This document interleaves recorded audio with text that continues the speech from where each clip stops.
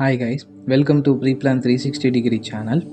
இந்த வீடியோவை நீங்கள் காலையில் எழுந்ததும் மற்றும் இரவு தூங்குவதற்கு முன்பு நீங்கள் பார்த்தால் உங்கள் வாழ்க்கையில் பல பிரமிக்க வைக்கும் சில விஷயங்கள் ஏற்படும்.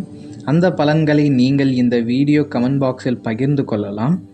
மேலும் இந்த வீடியோவை உங்கள் நெருங்கியவர்களுக்கு அனுப்புவதன் மூலம் அவர்களுக்கு ஏற்படும் பலன்களும் உங்களை வந்து சேரும். நன்றி.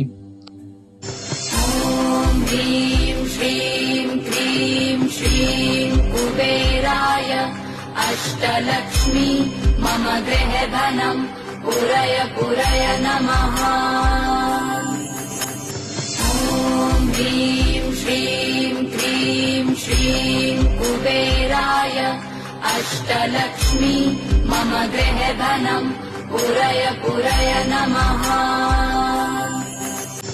ॐ ह्रीं श्रीं क्रीं श्रीं कुबेराय अष्टलक्ष्मी मम गृहधनं पुरय पुरय नमः।